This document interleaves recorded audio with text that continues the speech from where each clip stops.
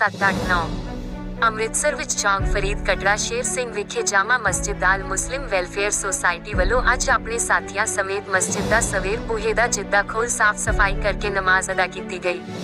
पंजाब वक्फ board Chandigarh मुताबिक ये मस्जिद पंजाब बोर्ड की संपत्ति है, जिसनू बोर्ड की लिखत अनुसार आल मुस्लिम वेलफेयर सोसाइटी नू इस दी जिम्मेवारी दी गई है। इस मौके आल मुस्लिम वेलफेयर सोसाइटी जनरल सकत्तर मौलाना शाह आलम कासमी नदवी, सोसाइटी के उप प्रधान पंजाब मोहम्मद नफीस, मुफ्ती अतर आजाद अहमद, मोहम्मद जोरावर अब्दुल्ला, रेहान फारूक सानी, सलाहकार नसीम अहमद हाजिर सी। हमने इस मस्जिद को खुलवा दी है। अब इस मस्जिद के अंदर रब का नाम लिया जाएगा, उसका नाम जपा जाएगा और अपने जितने भी आसपास में हमारे भाई बरदरान हैं, सिख भाइयों हिंदू भाइयों, उनकी सहमति से ये मस्जिद को आबादकारी का ये मस्जिद ज़रिया बनी है। अल्हम्दुलिल्लाह हम सभी हिंदू भाइयों सिख भाइयों का उनके शुक्रगुजार है और ख़ासतौर पर हमारे पुलिस प्रशासन ने उन्होंने बहुत ज़्यादा साथ दिया है। अभी हमारे पुलिस प्रशासन के लोग भी यहाँ आए हुए हैं, माशाल्लाह बड़ी मुस्तैदी के साथ चुस्ती के साथ अपनी जिम्मेदारी निभा रहे हैं, हम उनके भी शुक्रगुजार हैं। लेकिन आज हमें खुशी इस बात की है कि हम पंजाब वक्फ बोर्ड का शुक्र अदा करना चाहते हैं कि पंजाब वक्फ बोर्ड के जो पारी साहब है, उन्होंने इस मस्जिद को आल मुस्लिम वेलफेयर सोसाइटी की खिदमतों को देखकर और आल मुस्लिम वेलफेयर सोसाइटी ने जो पंजाब वक्फ बोर्ड का साथ दिया, केस ख़त्म कराने में हाई कोर्ट में इस मस्जिद का केस पेंडिंग था, तो हमारी सोसाइटी ने वो केस उनसे ख़त्म करवाया। यहाँ जो पार्टी रहती थी उनसे समझौता करा करके उनका इंतज़ाम वगैरह भी करा के दिया रहने सहने के लिए। उसके बाद फिर और एक पार्टी थी जिसके साथ केस चल रहा था रमेश शानी का, वो केस हार गई। उसके बाद वो कोर्ट के द्वारा पंजाब वक्फ बोर्ड ने फिर इसका कब्ज़ा ले लिया। फिर हमारी सोसाइटी की खिदमतों को देखकर और पंजाब वक्फ बोर्ड के साथ उनके कानूनी तौर पर साथ चलने की वजह से वो खुश होकर ये मस्जिद आल मुस्लिम वेलफेयर सोसाइटी को केयर टेकर के तौर पे ऊपर चंडीगढ़ से उनके ऑर्डर आने के बाद वो हमारे हवाले कर चुकी। चाबियाँ भी वो लोग दे चुके, हमारे पास सारी चीज़ें मौजूद है अल्हम्दुलिल्लाह। तो आज हम इस मस्जिद को रमज़ान का महीना आने जा रहा है कि जिसमें सारे मुसलमान भाई अल्हम्दुलिल्लाह मिलजुल करके इबादत करते हैं। तो इसी के तहत आज हम मस्जिद की सफाई के लिए अल्हम्दुलिल्लाह पुलिस प्रशासन से आज्ञा लेकर के ऊपर डीजीपी फारूकी साहब ने कहा कि कोई परेशानी हो दिक्कत हो हमें बताएं।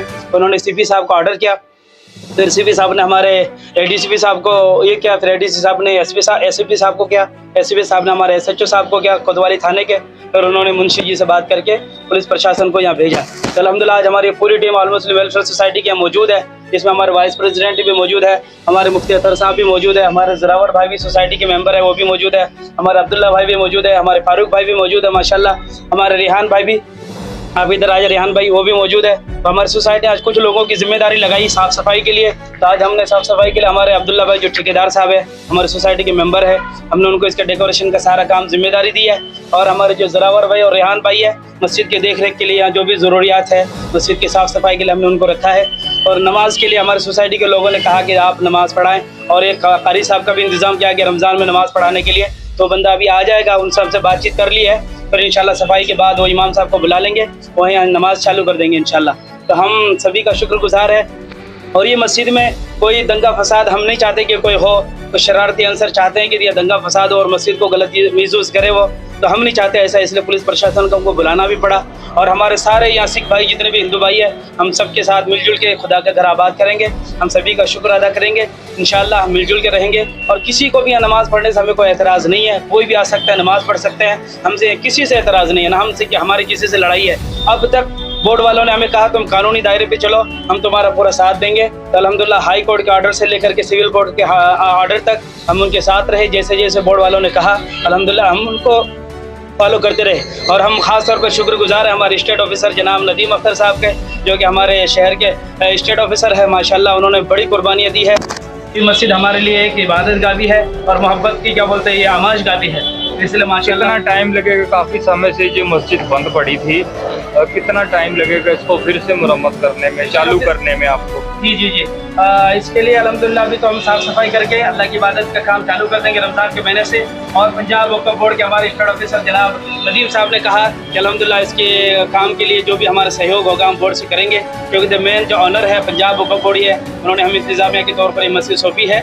तो अल्हम्दुलिल्लाह बोर्ड हमारा पूरा ताउन करेंगे इसको बनाने के लिए, जब तक भी आहिस्ता आहिस्ता उधर से पैसे पास होंगे या जो भी लोग इंशाल्लाह इसमें ताउन करते हैं कर सकते हैं, जो सामान देना चाहे दे सकते हैं, अल्लाह का घर आबाद होगा। इसके लिए टाइम भी लग सकता है, जल्दी भी हो सकता है, जैसे पैसे के क्या बोलते हैं पैसे का मैनेजमेंट हो जाएगा तो इंशाल्लाह काम भी जल्दी से हो जाएगा। सोसाइटी का वाइस प्रेसिडेंट पंजाब का, वैसे हमारी सोसाइटी ने जो बात है काफ़ी 1.5 साल से मेहनत करी थी जो पार्टी दो रहती है उनकी हमने ज़रूरत पूरी करी है। और जो बात है हमें बोर्ड ने पूरी सपोर्ट करी।